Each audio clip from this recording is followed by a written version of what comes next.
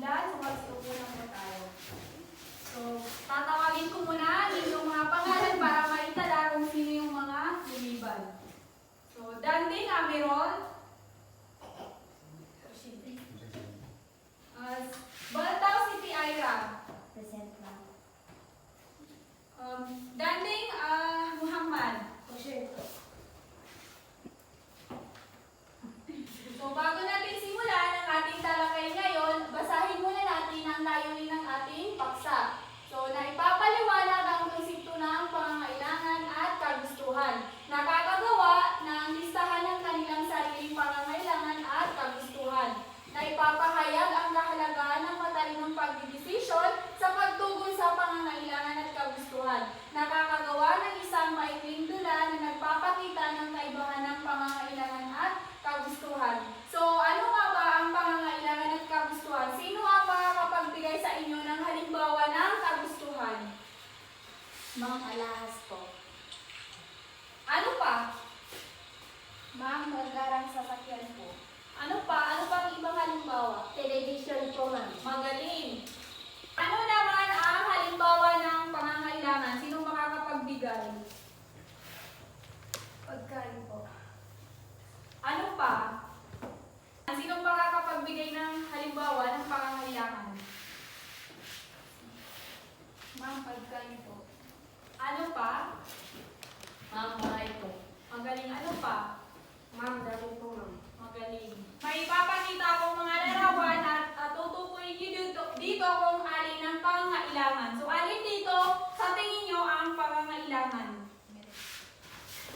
Bahay po. Saan pa ang pangangailangan dito? Dami po, ma'am. So, alin naman dito ang kagustuhan? Ma'am, alahas po. Ano pa? Ano pa yung sa tingin niyo ay napapabilan sa kagustuhan? Ma'am, cellphone po. Magaling. Sa tingin niyo ang pagkakaiba ng pangangailangan at kagustuhan? Ang pagkakaiba po, ma'am, ay ang pangangailangan ay mahalaga para mabuhay, samantalang kagustuhan ay pangluho lamang. Magaling. Magaling ka. Maaari bang ang inyong pangangailangan ay maging isang kagustuhan? Magbigay ng halimbawa, Ginoong Danding. Damit po mang kailangan natin ng damit pero mas gusto natin yung mga branded na damit. Magaling. Kailangan natin ng damit, pero mas ginugusto natin bumili or mas ginugusto natin bumili ng mga mahal na damit o branded na damit. Ano pang halimbawa?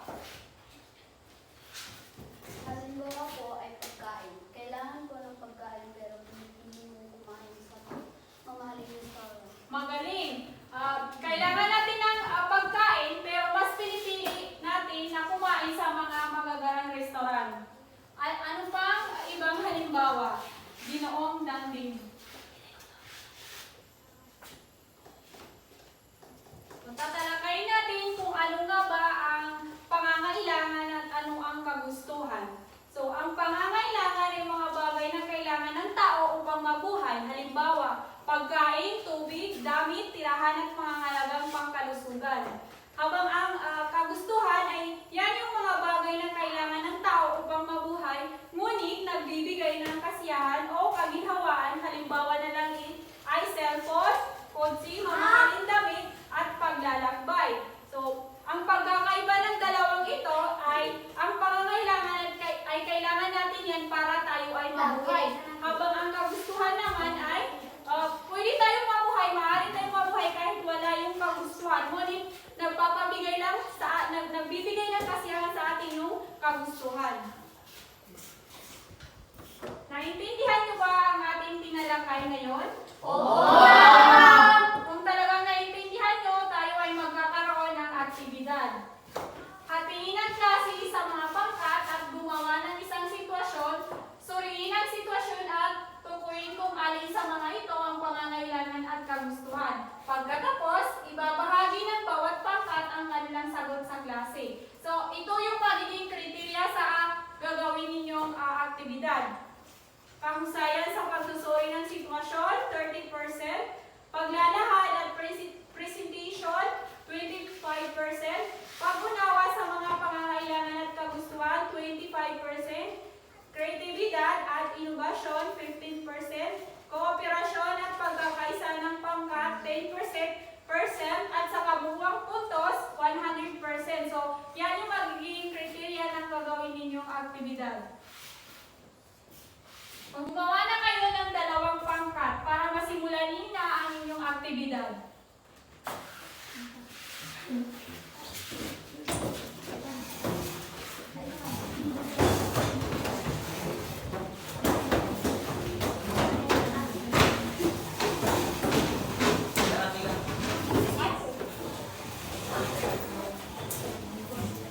Last, iwasan nyo po maging maingay.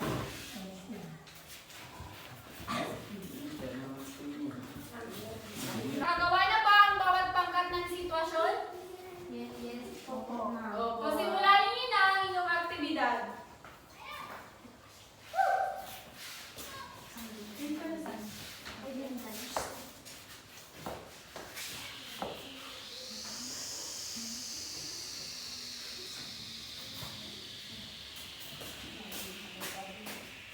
So makinig kayo class at suriin nyo na mabuti yung sitwasyon ng dalawang pangkat.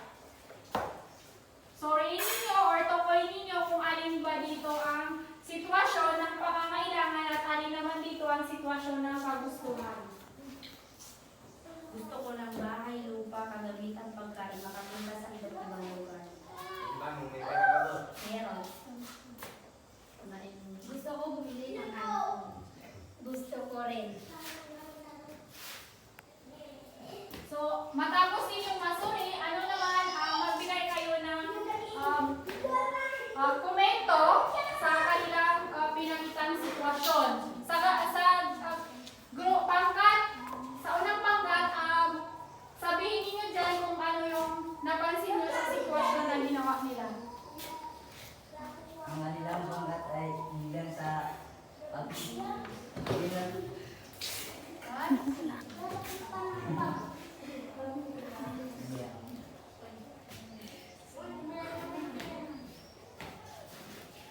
Ang pangalawang pangkat, ano yung napansin niyo sa sitwasyon na pagpintuan. Ang kanilang pangkat ay nagbibilang sa kagustuhan. magaling. Magsiupo na kayo. Magaling ang gagaling ninyo sa inyong ginawang aktibidad. So magkakaroon tayo ng pangalawang aktibidad. Gumawa ng isang maikling dula na nagpapakita ng kaibahan ng pangangailangan at kagustuhan. Ipapakita kung paano makakagawa ng matalinong desisyon ng mga tauhan sa dula. So narito ang kriteriya ng gagawin ninyong aktibidad. Kahusayan sa pagganap, 30%, kwento at tema, 25%, pagtatanghal at direksyon, 20%, set at props, 15%, kreatibidad at inobasyon, 10%, at sa kabuuang puntos, 100%. So, galingan nyo gumawa ng maikling dula.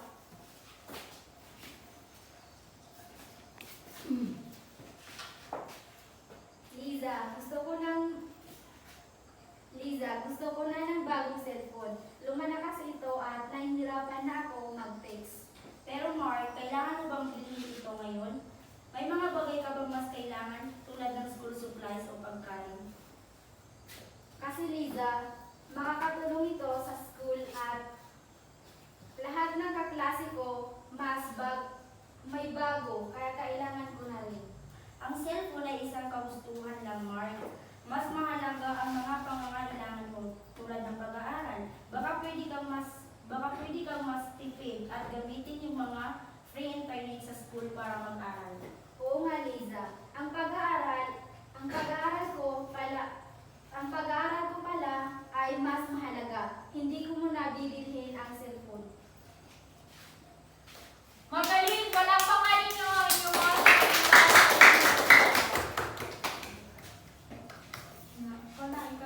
magkakaroon tayo ng panibagong aktibidad. Sasagutan niyo ito sa inyong papel at titingnan natin kung tama yung mga sagot nyo.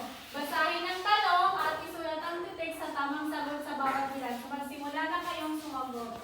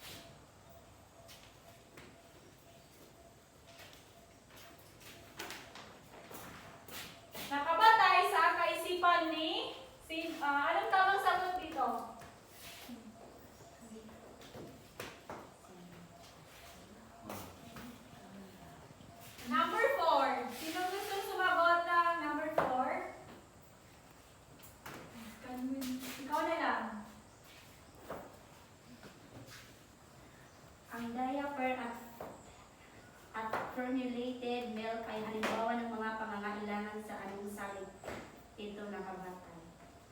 Panlasa, letter A. Mali! Ang tamang sagot sa number 4 ay katayuan sa lipunan. Magkakaroon tayo ng panibagong activity. Sasagutin nyo ito sa inyong mga papel at kukulitahin ko ito mamaya. So, basahin ang tanong at isulat ang titik sa tamang sagot sa bawat bilang. So, magsimula na kayong sumagot.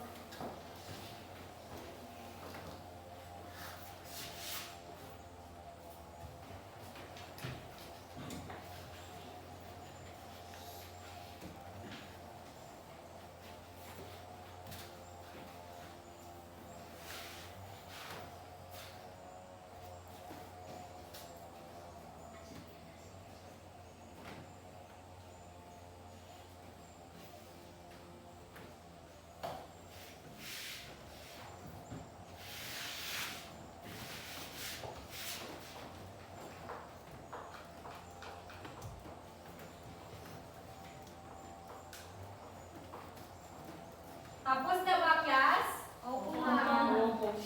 So, makipagpalit ng papel sa katabi. Ipasa ang papel sa katabi.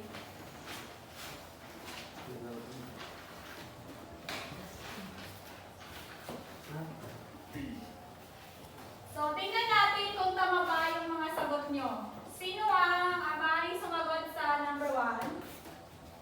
Sige, pakibasa. Ito ay tumutukoy sa mga bagay na nagbibigay sa tao ng kaginhawaan at kasiyahan. So, anong tamang sagot sa number 1? Kagustuhan po. Magaling. So, number 2. Sino gusto sumagot sa number 2? Ito ay tumutukoy sa mga bagay na dapat mayroon ang tao sa araw-araw upang mabuhay. Letter B po, ma'am. Magaling. Ang sagot sa number 2 ay letter B. Ang sunod naman ay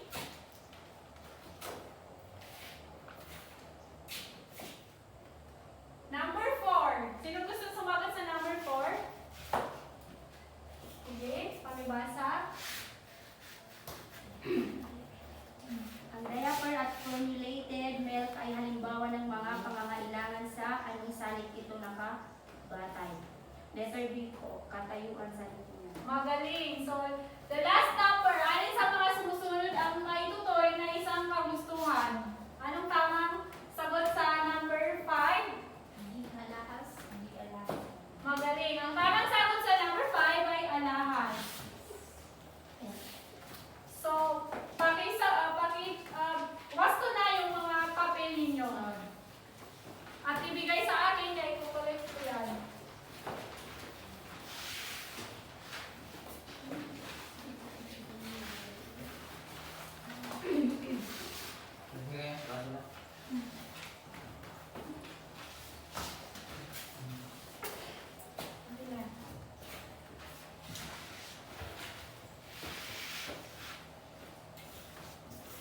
Sa nating aktibidad ay gagawa kayo ng isang salaysay. So, magsulat ng isang maikling salaysay tungkol sa kahalagaan ng matalinong pagdidesisyon sa pagtugon sa pangangailangan at kagustuhan. Number 1 na katanungan, paano mo mailalarawan ang pagtugon sa isang Pilipino sa kanyang mga pangangailangan? So, isulat ang inyong sagot sa inyong papel at ikukolekta ko to ngayon. Number 2, ano-ano mga salita na nakakahadlang sa pagtugon sa kanyang mga pangangailangan at kagustuhan? Ang number 3, paano kaya makakatulong ang pamahalaan at pribadong sektor sa pag-aagapay sa mga Pilipino sa pagtugon sa kanilang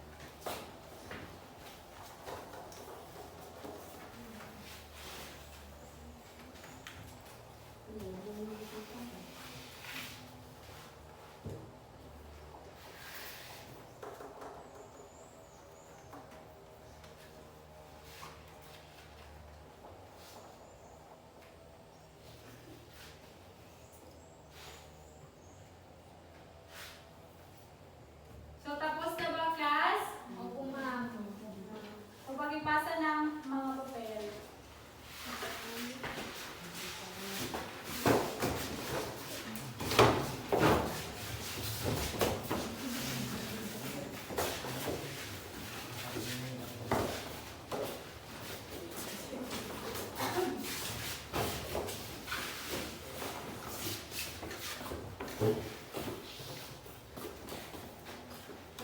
na. Cut mo na yan. So, ang pamuli natin gagawin sa araw na ito, ang inyong takdang aralin. Magkakaroon kayo ng takdang aralin. Sasagutan ninyo ito at sa susunod natin na klase, ibibigay niyo sa atin. So, magsaliksik tungkol sa iba't ibang uri ng pangangailangan ng tao. Number 2, magbigay ng halimbawa ng bawat uri ng pangangailangan. Number 3, bilang mag-aaral, bakit mahalaga na matutunan ang pagkakaiba ng pangangailangan at kagustuhan? So, sasagutan niyo yan at ipapasa niyo sa akin sa susunod nating klase. Opo, ma'am. Opo, ma'am. Yes po, ma'am. O,